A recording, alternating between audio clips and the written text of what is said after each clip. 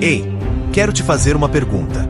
Você já parou para pensar que a história de Noé não é só sobre um homem, um barco gigante e um monte de bichos? E se eu te dissesse que essa história é, na verdade, um roteiro profético para o fim dos tempos? Que cada detalhe, cada evento e cada personagem dessa narrativa de Gênesis foi um ensaio geral para a volta de Jesus. A maioria de nós aprende a história do dilúvio na infância. A gente vê desenhos animados, imagina Noé alimentando os leões, e a história parece mágica, quase como uma fábula. Mas a verdade é que o próprio Jesus nos deu um aviso assustador.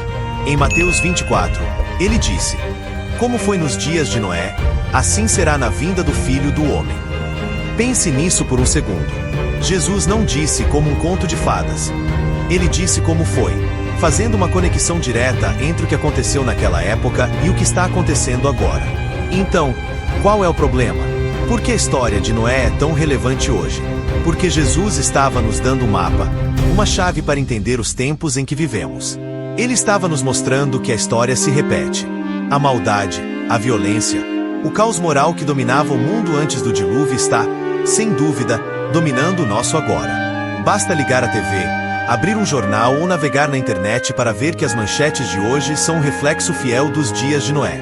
A corrupção está em todo lugar, as fronteiras morais estão desmoronando, e a violência, como o próprio Gênesis descreve, enche a terra. Mas não para por aí. O que aconteceu com as pessoas daquela época? Elas foram pegas de surpresa. A história diz que elas comiam, bebiam, casavam e se davam em casamento, totalmente alheias ao que estava para acontecer. Elas ignoraram o aviso de Noé por 120 anos. Isso mesmo, 120 anos de um homem construindo um barco gigante em terra seca. E a grande tragédia não foi a falta de aviso, mas a falta de atenção. A grande tragédia foi o descaso, a indiferença. E essa é a parte mais chocante. Será que nós, hoje, não estamos fazendo exatamente a mesma coisa? Será que não estamos ignorando os avisos, os sinais, as profecias que se cumprem diante dos nossos olhos, enquanto estamos ocupados demais com a nossa própria rotina? E se eu te dissesse que, dentro dessa história, há uma sequência de eventos que se encaixa perfeitamente no que a Bíblia diz sobre o arrebatamento? Fica comigo, porque neste vídeo, eu vou te mostrar como a história de Noé não é apenas um evento do passado, mas um modelo profético para o nosso futuro. E o que você vai descobrir pode te chocar e te fazer questionar se você está preparado para o que está por vir. Porque, assim como Deus fechou a porta da arca, haverá um momento em que a porta da salvação também será fechada. E a questão que fica é: você já está dentro? A primeira coisa que precisamos entender, e isso é crucial, é a condição do mundo nos dias de Noé. O livro de Gênesis, no capítulo 6, versículo 5, nos dá um diagnóstico assustador sobre o coração da humanidade naquela época. A Bíblia diz que a maldade do homem se multiplicara na terra, e que toda a intenção dos pensamentos do seu coração era somente o mal o tempo todo. Pense nessa frase. Não era uma maldade ocasional, um deslize moral aqui ou ali. Era uma maldade multiplicada, total, que dominava cada pensamento, cada intenção. A humanidade estava completamente corrompida. Agora, olhe para o mundo em que vivemos. Jesus foi bem claro, como foi nos dias de Noé. E se a gente for honesto, a gente vê exatamente o mesmo padrão. A violência está por toda parte. As notícias estão cheias de guerras, crimes, injustiças. A corrupção não se restringe a um grupo ou país, ela se espalhou por toda a sociedade. As fronteiras morais que antes eram claras estão desmoronando. O que antes era considerado errado, hoje é justificado e até aplaudido. A Bíblia chama isso de o mal chamando de bem. As pessoas estão fazendo o que bem entendem, vivendo como se não houvesse consequências, como se não houvesse um Deus. Essa indiferença, esse faz de conta que nada vai acontecer, é exatamente o que define os dias de Noé. Não é apenas a maldade, mas a apatia, a crença de que a vida é só isso, que não há um propósito maior. A Bíblia diz que eles comiam, bebiam, casavam e se davam em casamento. Ou seja, estavam vivendo uma vida normal, rotineira, presos em suas próprias preocupações, completamente cegos para o aviso que estava bem diante deles. Eles tinham um pregador, Noé, um homem justo que, por 120 anos, construiu uma arca enorme, uma prova viva de que o juízo estava vindo. E o que eles fizeram? Eles riram, eles zombaram, eles seguiram suas vidas. E o que isso nos diz? Nos diz que o problema não é a falta de aviso. O problema é a nossa falta de percepção, nossa recusa em ver os sinais. Hoje, temos a palavra de Deus, as profecias se cumprindo e o Espírito Santo nos alertando. No entanto, muitos de nós estamos tão ocupados com a nossa vida, nossos empregos, nossos entretenimentos, que estamos repetindo a mesma história daquela geração. Estamos comendo, bebendo, nos casando, totalmente alheios à tempestade que se aproxima. E a grande pergunta é: estamos cometendo o mesmo erro de ignorar os sinais, correndo o risco de sermos pegos de surpresa? Mas, por trás de toda essa maldade, havia um contraste que nos mostra a infinita graça de Deus. E aqui entra o ponto crucial da nossa história. Deus não agiu de forma impulsiva. Pelo contrário, ele agiu com uma paciência que nos desafia a entender. Noé era um pregador da justiça. Imagine o cenário: um homem, por 120 anos, trabalhando em uma arca gigantesca, sem uma nuvem no céu. Ele não só estava construindo, mas também estava pregando, alertando as pessoas, convidando-as a se arrepender. E essa arca, o que ela era? Ela era muito mais do que um navio. A Bíblia a descreve como um vaso de salvação. Era a única forma de escapar do juízo que viria. Pense na metáfora: um vaso que transporta a vida através das águas da ira de Deus. Isso te lembra algo?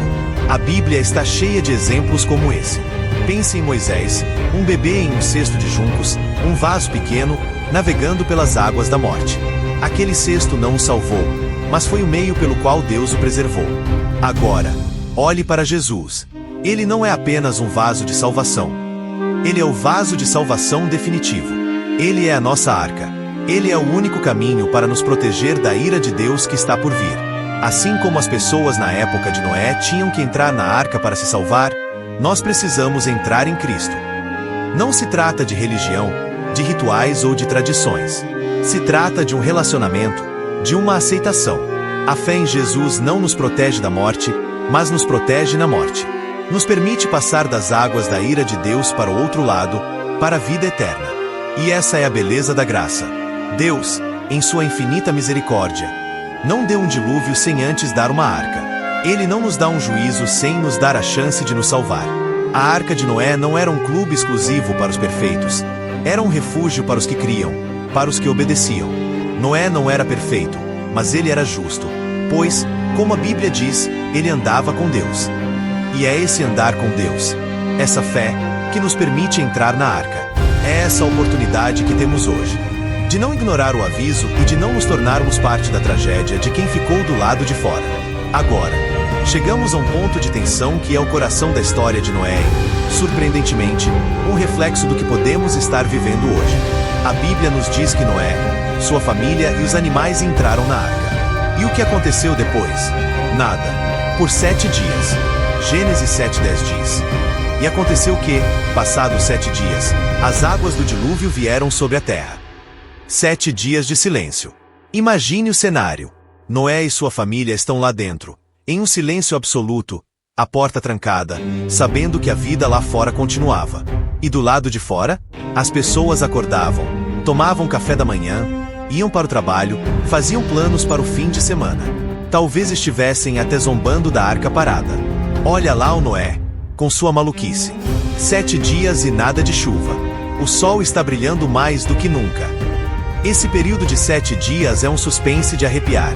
Porque Deus esperou 7 dias. A Bíblia não nos diz, mas a lição é profunda.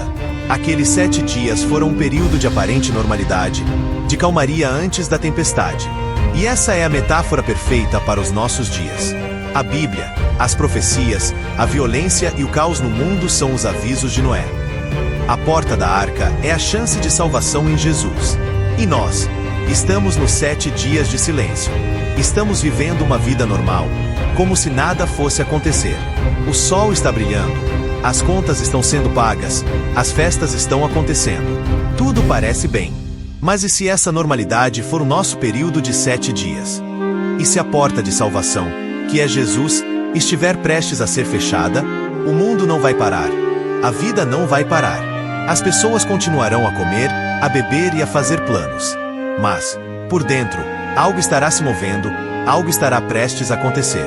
O nosso tempo de graça não é ilimitado. A porta não ficará aberta para sempre. A tensão aqui é real. Você está do lado de dentro ou do lado de fora? Você está na arca, seguro, ou está vivendo seus 7 dias de silêncio, sem saber que o juízo está a apenas alguns instantes de distância? Essa é a reflexão que a história nos força a ter. A calmaria não significa ausência de perigo. E a tragédia maior é estar tão acostumado com a calmaria que você não percebe quando a tempestade finalmente chega. Aqui está o ponto mais dramático e solene de toda a história. O momento que define a separação entre os salvos e os perdidos. Depois que Noé e sua família entraram na arca, a Bíblia diz em Gênesis 7,16: "E o Senhor o fechou por dentro." A porta da arca não foi fechada por Noé. Ele não teve que se preocupar com isso. O próprio Deus, o Criador do universo, foi quem selou a arca. Pense na profundidade desse ato. A mesma mão que abriu a porta para os justos foi a mão que a fechou para o restante da humanidade. Esse não foi um simples ato de segurança. Foi uma declaração divina. Aquele ato final, o fechamento da porta, representava o fim da oportunidade, o fim da paciência de Deus. Aquele momento selou o destino de cada pessoa na Terra. Para quem estava dentro, a porta era garantia de vida e proteção. Para quem estava fora, era a imagem da exclusão, do desespero e do juízo. Podemos imaginar as cenas de pânico que se seguiram.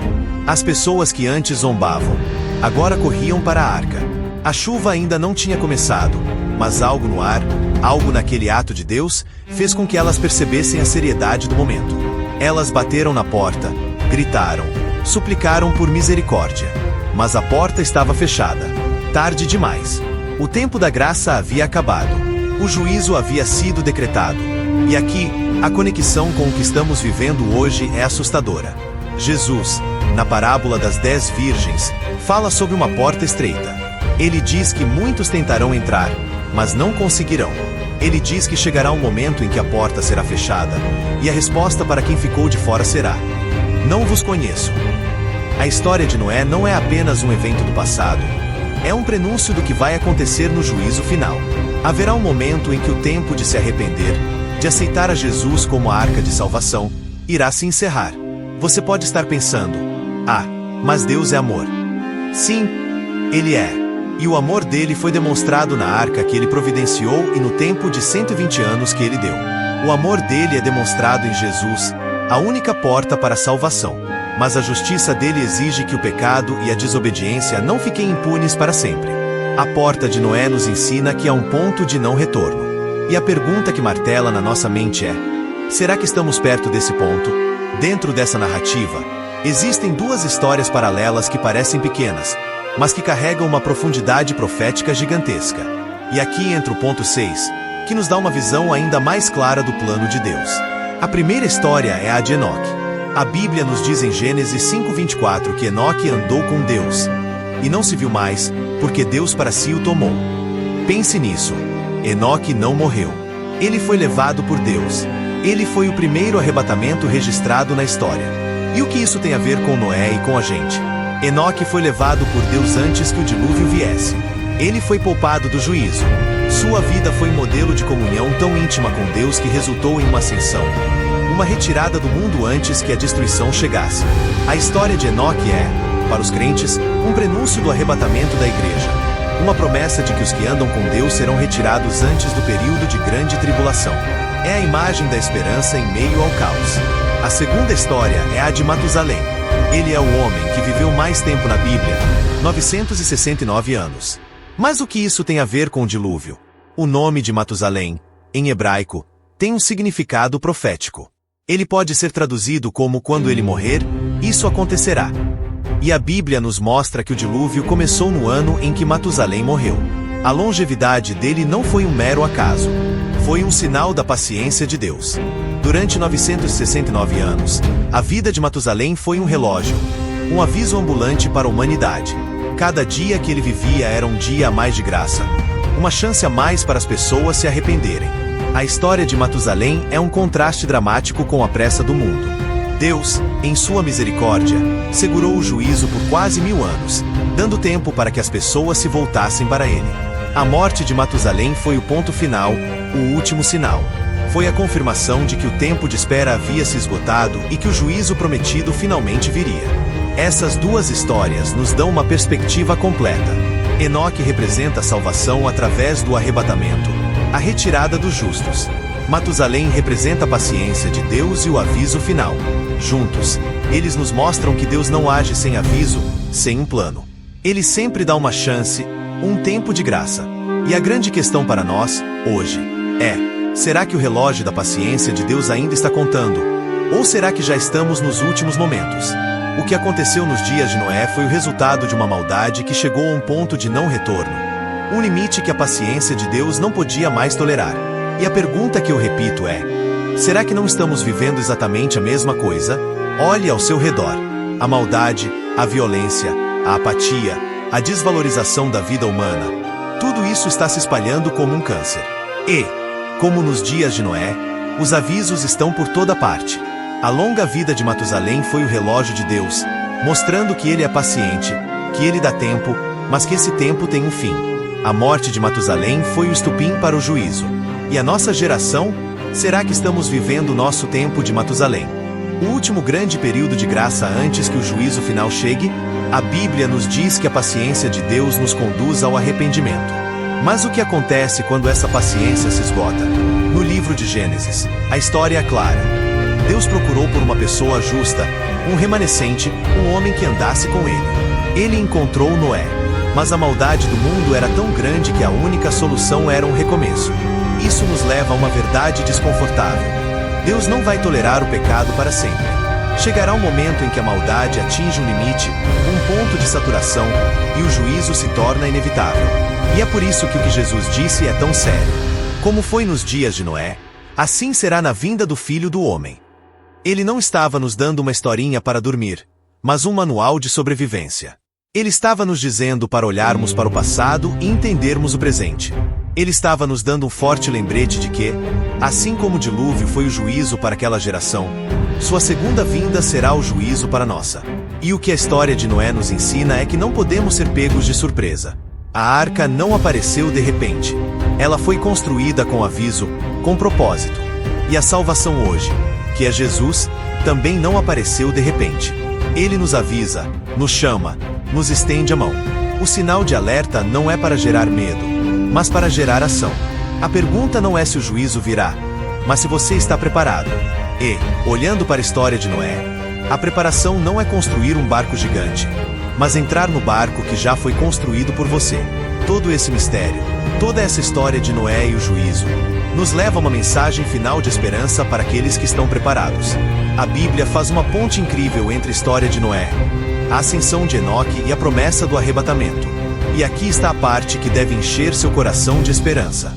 Em 1 Tessalonicenses 4,17, a Bíblia diz que nós, os que ficarmos vivos, seremos arrebatados juntamente com eles nas nuvens, para o encontro do Senhor nos ares, e assim estaremos para sempre com o Senhor. A palavra arrebatados vem de um termo grego que significa retirado com força, capturado. Isso é exatamente o que aconteceu com Enoque. Ele andou com Deus e foi levado por ele. Enoque foi poupado do juízo que veio sobre a terra. E a promessa é que os crentes que andam com Deus serão poupados do juízo final que virá. Noé e sua família foram salvos através do juízo, dentro da arca. Enoque foi salvo antes do juízo, retirado da terra. Ambos são modelos de salvação e livramento. E essa é a grande notícia.